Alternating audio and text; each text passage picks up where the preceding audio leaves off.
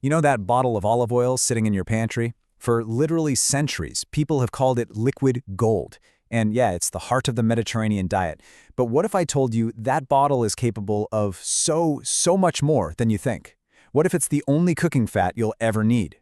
I mean, we usually think of it as a finishing touch, right? Something you drizzle on a nice salad or dip some crusty bread into.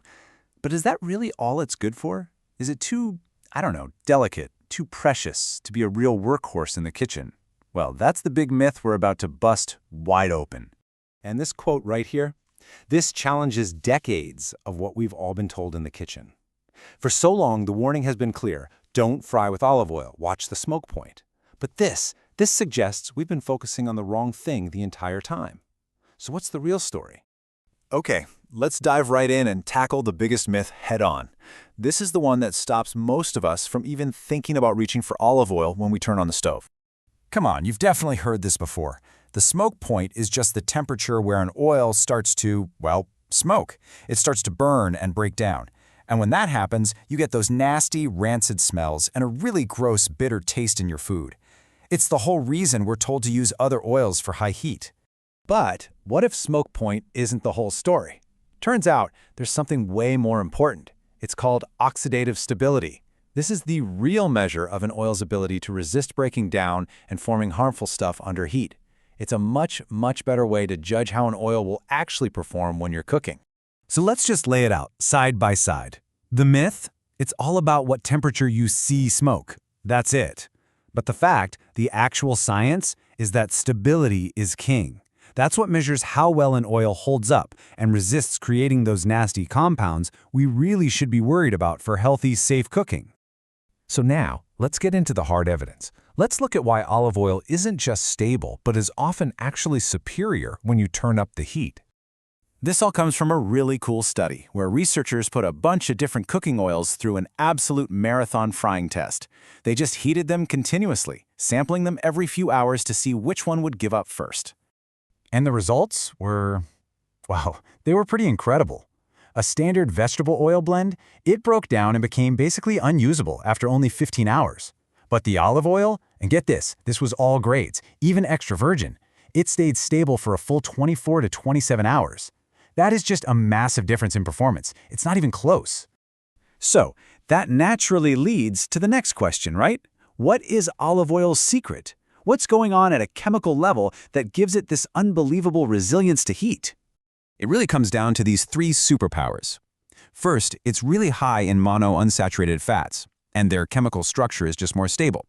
Second, it is packed with these powerful antioxidants called polyphenols. Think of them as tiny little bodyguards that protect the oil from heat damage. And third, it has fewer of those flimsy polyunsaturated fats. Those are the unstable ones that break down super easily. Okay, so the science is clear. Awesome. But how do we actually apply this in our own kitchens? This is where olive oil can become your true all-purpose cooking fat.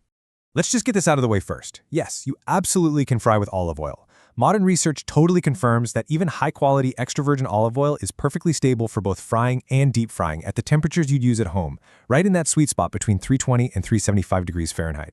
But it's not just for frying. This might surprise you, but olive oil is a baker's secret weapon. Because it's a liquid fat, it coats the flour proteins more efficiently, which creates exceptionally moist cakes and muffins. And all those natural antioxidants, they actually act like a preservative, making your baked goods last longer. It's amazing. And you can start right now with some really simple swaps.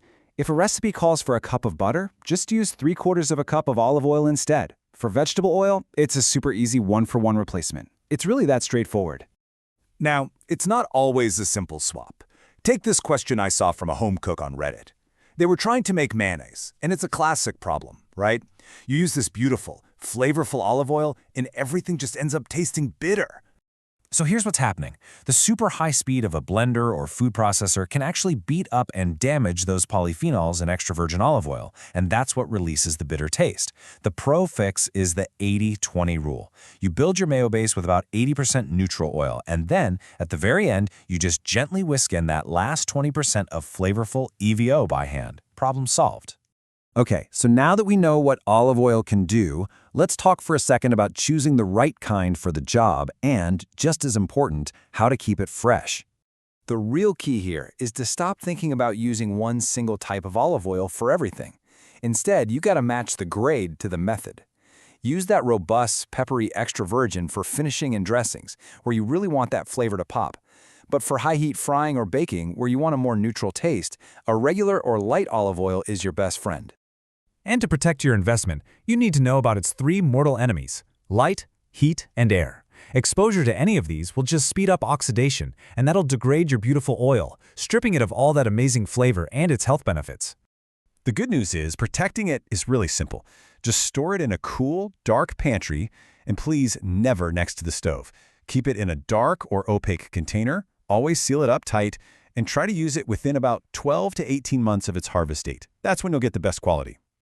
Okay, let's wrap this all up with a big idea, one that could totally reframe how you think about cooking fats in your kitchen. So here is the major takeaway. It's all about moving away from this cluttered pantry full of all these specialized fats. One for frying, another for baking, a third one for salads, and just consolidating around a single, superior, and scientifically backed universal fat, olive oil. And that brings us to one final, kind of provocative question. If one oil can truly do it all, from frying to baking to finishing, and the science shows it can do it better and healthier than the alternatives, then why is anything else really taking up space in your pantry?